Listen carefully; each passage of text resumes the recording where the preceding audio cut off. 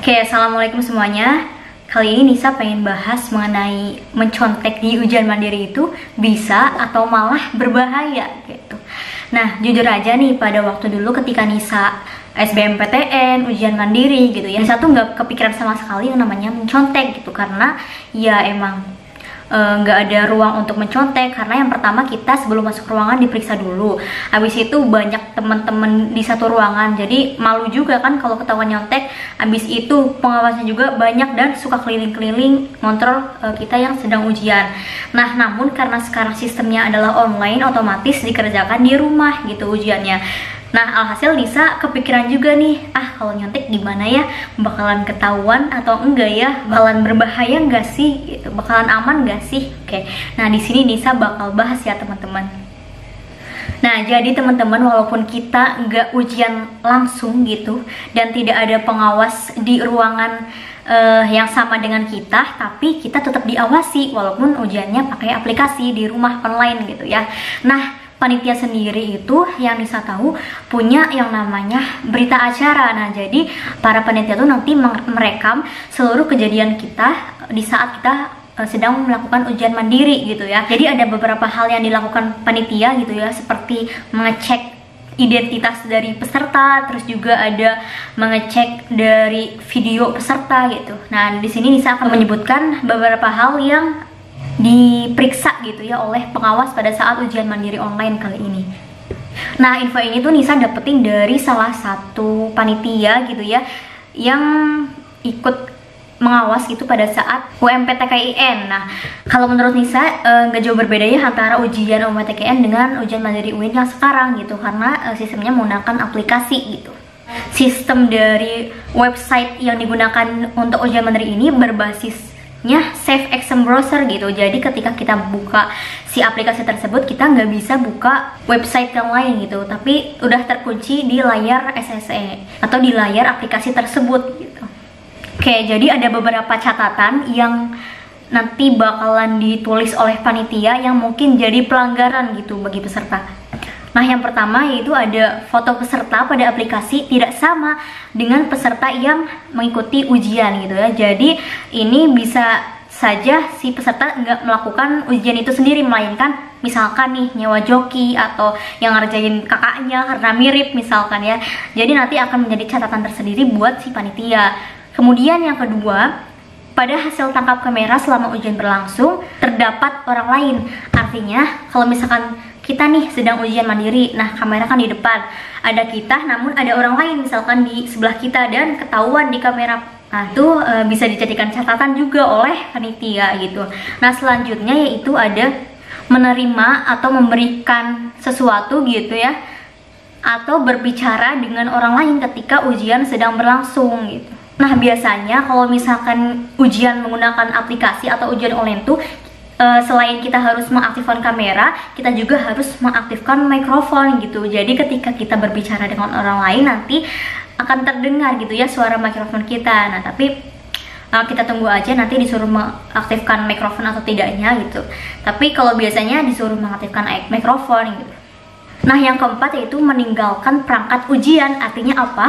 Artinya kita pergi dari kamera atau nggak ada di kamera gitu ya, untuk alasan seperti pengen ke WC dan lain-lain. Nah, itu nggak bakal diterima ya. Jadi sebaiknya ketika kita akan melaksanakan ujian lebih baik ke WC dulu gitu. Jadi kalau sedang ujian udah bener-bener siap dan udah stay di tempat gitu ya, nggak pindah-pindah. Nah, kalau misalkan kita haus juga, ini penting, kita harus membawa botol atau minuman di sekitar kita gitu, supaya gampang gitu ya kita buat ngambil minumannya. Terus kita tetap terawasi gitu oleh si kameranya. Yang selanjutnya ada membaca referensi atau kita menggunakan kalkulator gitu ya selama ujian berlangsung. Itu tuh termasuk hal yang dilarang ketika ujian berlangsung. Nah, jadi kalau kita ketahuan nih kita buka kalkulator untuk menghitung ataupun menggunakan referensi kayak buku dan lain-lain, jika ketahuan pasti akan dicatat oleh panitia. Nah, ada banyak banget yang tanya ke Nisa, Kak, kalau misalkan kita lagi ngitung nih, misalkan ngitung rumus dan sebagainya di kertas catatan. Nah pasti kan kita nunduk nih, itu tuh bakal dibolehin gak sih sama panitia? Nah saran Nisa, sebelum ujian berlangsung pasti nanti akan ada pengarahan dan juga simulasi dari panitia. Nah di saat pengarahan itu sebaiknya kalian tanyakan apa hal yang belum diketahui dan juga yang tadi termasuk dalam menuliskan suatu rumus gitu ya, atau catatan boleh atau tidaknya gitu, tanyakan langsung segera ke panitia. Yang selanjutnya ada merokok. Nah nggak mungkin juga kan kita merokok di saat ujian gitu, pasti akan kena teguran gitu ya dari panitia. Dan nggak mungkin juga sih karena udah pusing ngerjain soal terus kita malah ngerokok gitu. Terus yang selanjutnya ada menggunakan pakaian yang tidak sesuai dengan ujian. Nah karena ini merupakan aturan di UMPTKN, nah Nisa belum tahu ya kalau di ujian materi ini harus pakai seragam atau tidak. Tapi menurut Nisa nggak harus pakai seragam gitu ya. Mati lampu. Terus selanjutnya tuh ada dokumen peserta tidak sesuai dengan identitas peserta. Artinya dokumen yang kita upload gitu ya tidak sesuai dengan identitas peserta. Nah jadi pada saat ujian tuh sebelumnya kita harus foto selfie gitu kan, kartu ujian misalnya. Sebaiknya menurut Nisa, walaupun ini ujiannya online gitu ya, kalian sebaiknya tetap print itu kartu peserta supaya nanti kalau misalkan kita disuruh selfie dengan kartu peserta udah ada gitu ya, kita nggak kebingungan, nggak ribut cari sana sini gitu. Jadi lebih baik ada walaupun nggak digunain daripada nanti ada tapi kitanya nggak punya gitu. Jadi kita ribut sendiri kan, bingung nanti harus ngapain. Nah yang terakhir ini panitia melihat bahwa peserta nih terdapat hasil tangkapan kamera tapi bermasalah seperti blank dan lain-lain. Jadi di sini kamera dari peserta ini mengalami blank gitu ya, atau buram. Nah sebenarnya ada beberapa faktor ya kamera kita blank dan buram gitu. Bisa jadi karena sinyalnya yang jelek, ataupun bisa jadi ya yang dicurigai panitia gitu. Misalkan kita ya sengaja buremin gitu kan, bisa ya. Nah ini juga menjadi catatan bagi panitia sendiri. Makanya sebelum ujian berlangsung cek dengan baik gitu ya koneksi yang kita miliki gitu, sehingga nanti hasil tangkapan kamera kita jernih gitu ya, atau enggak buram gitu. Nah biasanya kalau misalkan terdapat pelanggaran dari peserta, biasanya panitia itu menegur ya. Tapi kalau misalkan diacukan oleh pesertanya sendiri, nah itu nanti bakalan ditulis di berita acara. Nah nanti bakalan diserahin gitu ya ke tim penilai. Nah nanti tim penilai yang nentuin gitu peserta ini bakalan lulus atau enggak. Nah hal terburuk dari ketahuan mencontek itu sendiri yaitu kita didiskualifikasi gitu ya.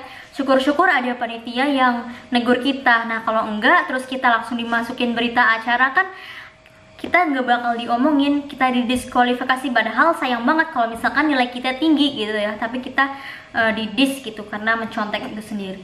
Nah saran Nisa, karena ini ujiannya masih beberapa hari lagi ya, masih ada semingguan gitu. Nah silakan kalian belajar aja dari mulai sekarang, masih ada waktu. Untuk materinya sendiri kalian bebas mau cari dari manapun gitu ya, bebas belajar apapun. Menurut Nisa banyak ya di internet, nggak harus terpaku pada ujian mandiri sebelumnya, karena emang langka juga soalnya. Kali pada diem kan mendingan ngerjain soal, jadi nanti kita bisa terlatih gitu ya untuk mengerjakan soal secara cepat. Nah gitu aja teman-teman, semoga bermanfaat. Semangat untuk ujian mandirinya ya. Assalamualaikum warahmatullahi wabarakatuh.